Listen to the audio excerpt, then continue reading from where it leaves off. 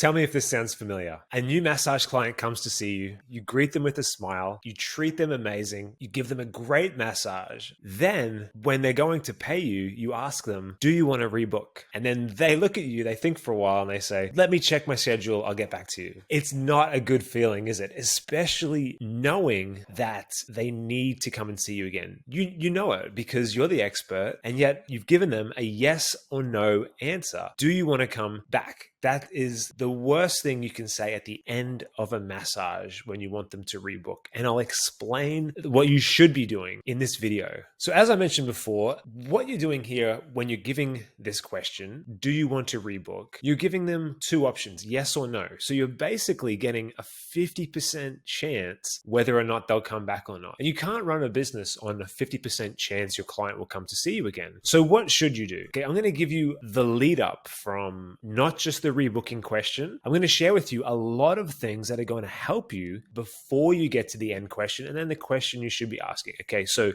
number one, ensure when a client walks in that you greet them with a smile and you greet them by their name. Super important, putting them at ease, making them feel good when they walk in to see you. Number two, ensure that your business and your room look professional, well lit, tidy, and beautiful. This is really important if you want someone to rebook. Number three, if you want to have the highest chance of rebooking someone, you need to ensure that you do an in-depth pre-appointment questionnaire, consultation, and assessment. Okay, this is not just to cover your butt legally with any injuries, but also need to understand the goals, the reasons that they're coming in to see you today, the problems they're experiencing that led them to come in. And if you go in depth, you can let them know about problems that they didn't even know about that you've uncovered in the assessment. And you need to let them know about possible causes, and you need to understand and learn from them possible causes for these problems. All this information is going to not only make you seem like the expert, but also allow you to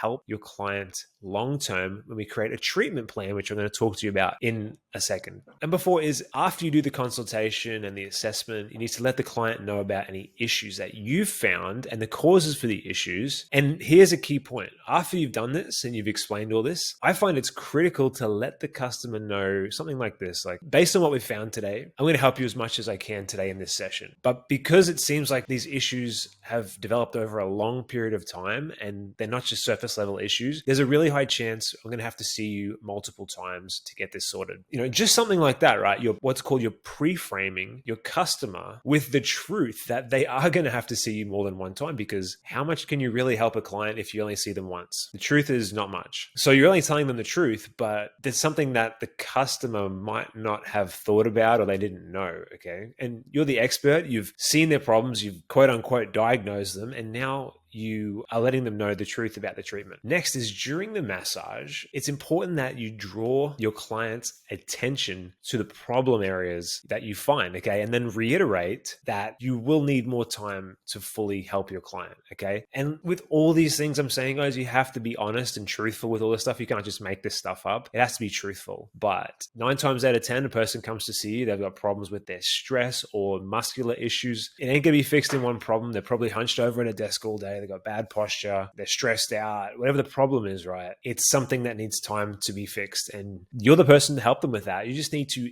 demonstrate and confidently let them know that you are the person to help them. And this is how you're going to do it. I just want to take a second to ask you for a small favor. If you're finding this video helpful, if you could just tap the like button underneath it, I'd be really grateful. That will tell the YouTube algorithm to share this video with more massage therapists around the world. And hopefully that will help them all earn more income, which is what they deserve.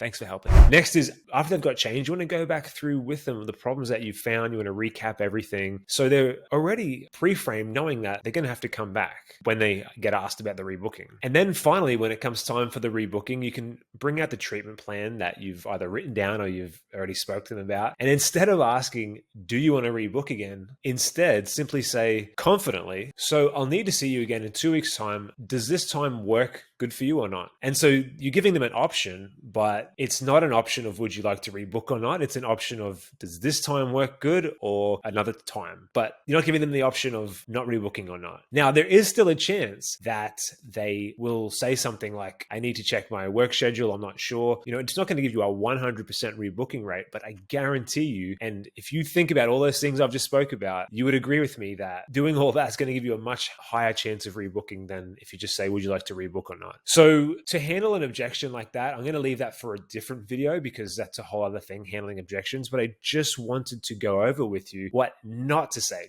Don't ever say, do you want to rebook? Okay. Follow some kind of framework like I've just given you. This is just a part of the process that we use to rebook clients in our business and part of the rebooking training that I have inside my Massage Therapist Success Academy. But something like that, I guarantee you, if you go back through, take notes on this video, you write down these steps, and you just practice and practice and practice and get better and better and more confident. I guarantee you that massively increases your rebooking rate on its own. If you have any questions about this or you've got any tips or suggestions about this that you've thought of, that you use, I'd love to hear them in the comments. And if you do try this framework and you change how you change this whole process that a client goes through and you change what you ask them at the end, I'd love to hear about how your results have changed. Anyway, I'll keep this video short today and look out and check out the rest of my channel if you want any other massage business marketing style tips and information. I've got heaps of these videos. If you've just come across me, check them out. I have a massage business in Australia with my wife. We have 9 therapists, 9 to 10, depending on if we're hiring or